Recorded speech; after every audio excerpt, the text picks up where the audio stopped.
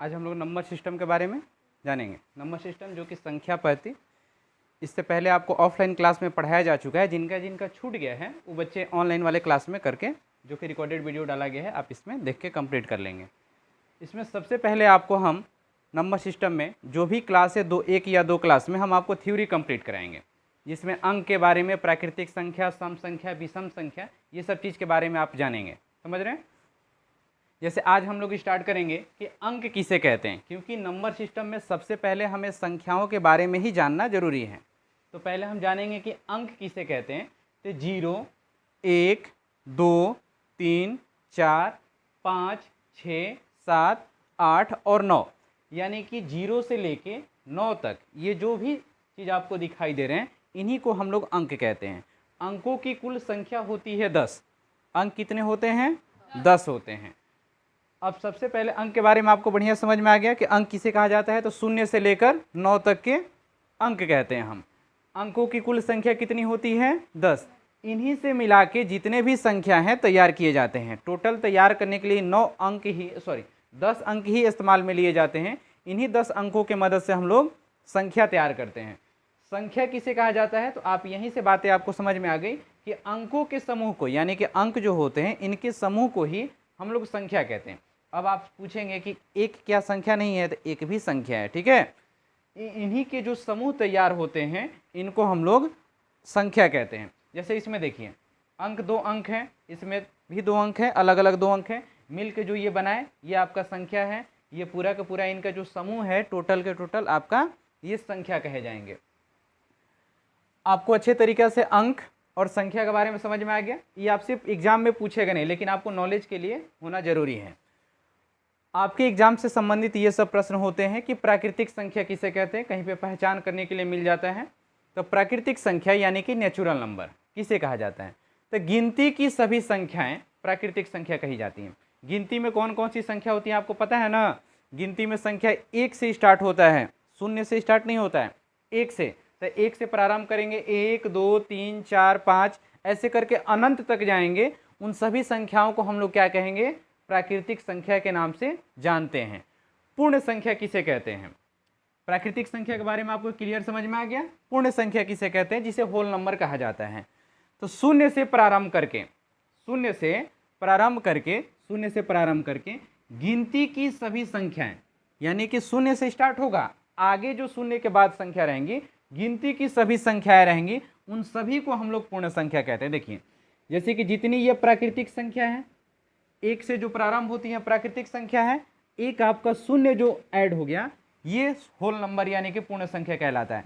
अब क्या आप बोलेंगे कि क्या 1, 2, 3 को प्राकृतिक संख्या नहीं बोलेंगे? तो हाँ, 1, 2, 3 को हम लोग प्राकृतिक संख्या भी बोलेंगे और इनको हम लोग पूर्ण संख्या भी बोलेंगे।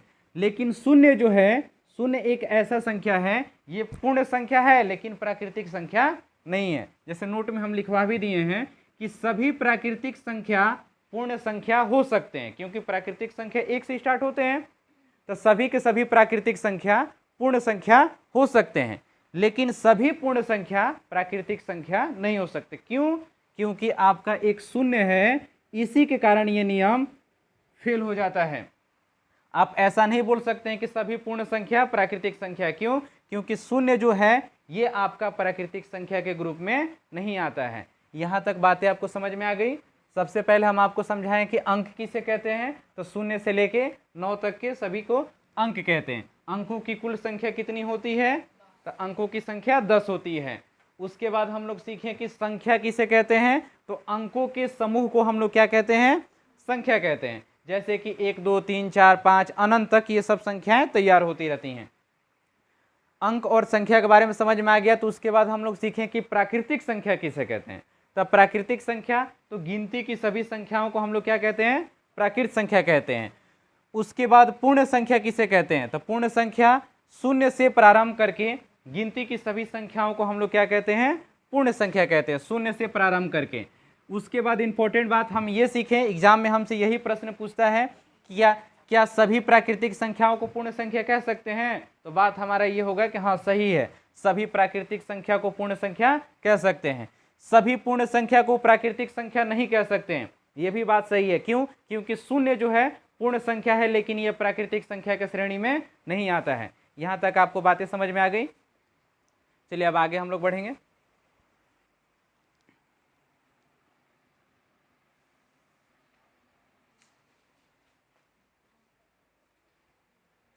चलिए अब हम लोग अभी तक अंक के बारे में जान गए, उसके बाद अंक के बाद संख्या के बारे में बता दिए, प्राकृतिक संख्या के बारे में बता दिए, पूर्ण संख्या के बारे में बता दिए। अब हम लोग सीखेंगे कि परवर्ती या उत्तरवर्ती यानी सक्सेसर्स नंबर किसे कहा जाता है। ये इनसे प्रश्न डायरेक्ट आपका पूछता है, पूर्ववर्ती या परवर्ती, यानी कि उत्तरवर्ती भी बोला जाता है, इसे अनुवर्ती भी इसको बोला जाता है। परवर्ती संख्या किसी संख्या में अगर आप एक जोड़ते हैं, जो संख्या आपको अगला प्राप्त होता है एक जोड़ने पर, जैसे कि 5 में आप एक जोड़े, नेक्स्ट नंबर जो आपको प्राप्त हुआ 6, -4 में जब आप एक जोड़ेंगे, ये ध्यान रखना है कि एक प्लस करना है, 1 आपको प्लस करना है, एक जुड़ने से जो नंबर आपको प्राप्त होगा ये संख्या इस संख्या का परवर्ती संख्या कहलाएगा, यानी सक्सेसर्स कहलाएगा। इस संख्या का ये सक्सेसर्स कहलाएगा। 5 का सक्सेसर्स ये 6 होगा, यानी कि परवर्ती संख्या 6 होगा। जो संख्या में एक जोड़ने पे जो नंबर हमें प्राप्त होता है उस संख्या का परिवर्ती संख्या कहलाता है। अब पूर्ववर्ती संख्या किसे कहते हैं? तो किसी संख्या में एक घटाने पर जो संख्या हमें प्राप्त होता है, किसी संख्या में एक घटाने पर जो संख्या हमें प्राप्त होता है उसे उस संख्या का पूर्ववर्ती संख्या कहते हैं या अनुवर्ती संख्या कहते हैं, जिसे प्रोड्यूसर्स बोला जाता है। ये बातें आप पहले क्लास 5 में भी सुने होंगे, क्लास 4-5 में ये बातें आपको सुनने को मिला होगा। किसी संख्या में एक घटाने पर प्राप्त संख्या उस संख्या का पूर्ववर्ती संख्या कहलाता है। जैसे कि 5 में आप देखेंगे कि एक घटाएंगे 5 में तो क्या प्राप्त होगा? 4। 5 में अगर आप एक घटाते हैं तो 4 प्राप्त होता है। ये 4 जो है 5 का क्या कहलाएगा? 4 जो है 5 का क्या कहलाएगा बोलिए? हाँ, पूर्ववर्ती कहलाएगा। और यहाँ पे 5 का ये जो 6 जो है 5 का क्या कहलाएगा? परवर्ती कहलाएगा। एक कम करने पे जो प्राप्त होगा पूर्ववर्ती कहलाएगा, एक ज़्यादा करने पे जो प्राप्त होगा उसका परवर्ती कहलाएगा। बात समझ में आ गई? ये क्लियर? इनका जो डिफिनेशन है आप इस तरीके से याद कर लेंगे और क्वेश्चन ही डायरेक्ट आप बनाने सीखेंगे कि कैसे ये डायरेक्ट आपसे क्वेश्चन पूछता है। अब बातें हो गई कि सम संख्या किसे कहते हैं, जिसे इवन नंबर बोला जाता है।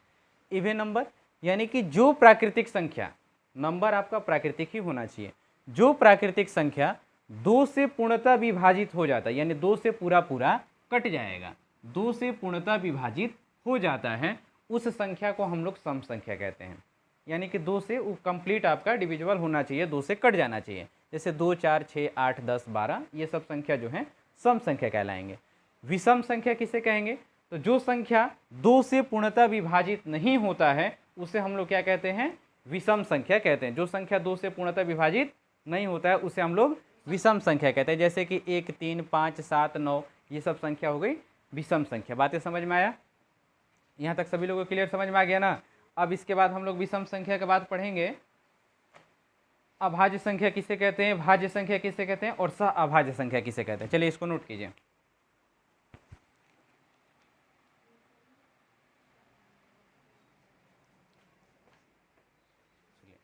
सम और विषम संख्या के बारे में भी आप जानिए।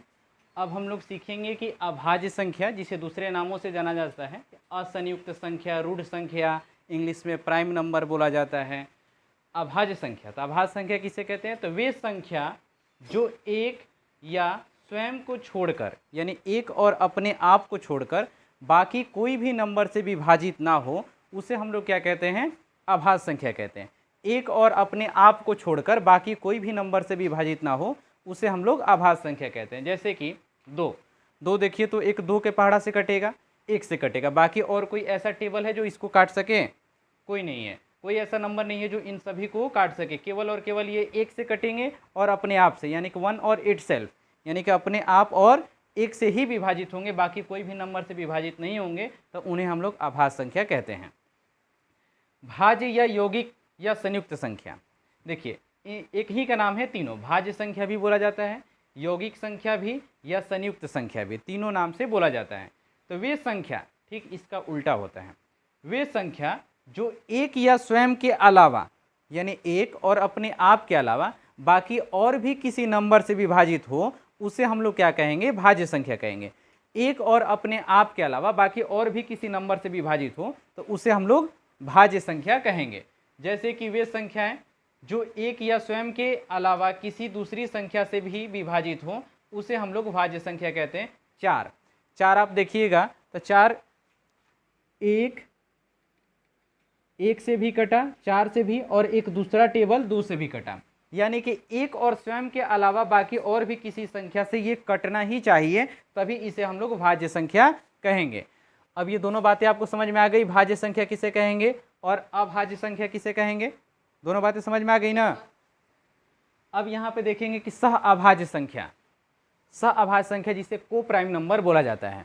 दो प्राकृतिक संख्या जिनका HCF एक हो, दो प्राकृतिक संख्या जिनका HCF यानी कि महत्तम समप्रवर्तक कहा जाता है, मसा निकाला जाए तो एक आए, तो वैसी संख्या को हम लोग क्या कहते हैं, सहअभाज्य संख्या कहते हैं। दो प्राकृतिक संख्या जिनका HCF एक हो उन्हें हम लोग सहअभाज्य संख्या कहते हैं। जैसे कि 7 और 9, इनका जब हम मसा निकालेंगे HCF तो एक आएगा।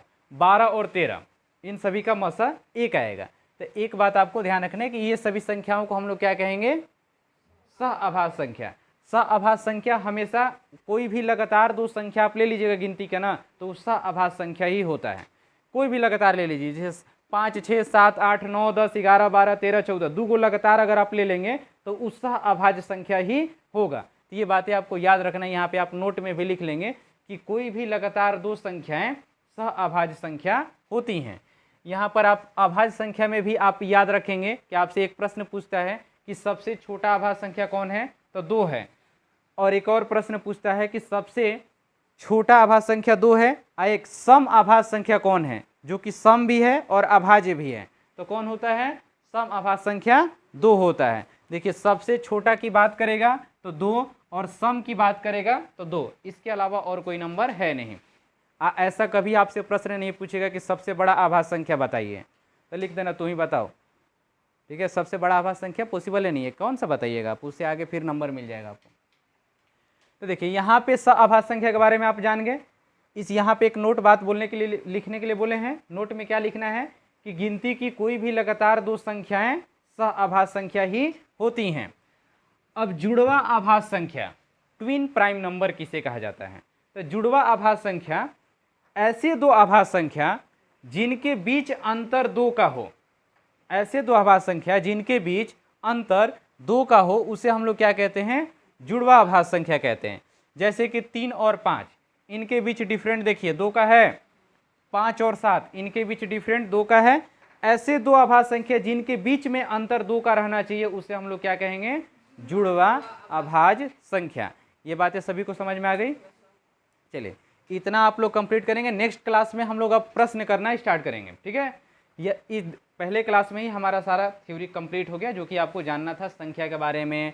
उसके बाद आप जाने कि पूर्ण संख्या किसे कहा जाता है, पहले आप जाने कि अंक किसे कहा जाता है, उसके बाद आप जाने कि संख्या किसे कहा जाता है, फिर आप जाने कि प्राकृतिक संख्या किसे कहा जाता है, फिर आप जाने कि पूर्ण संख्या किसे कहा जाता है। उसके बाद आपको हम उत्तरवर्ती पूर्ववर्ती संख्या के बारे में भी बता दिए।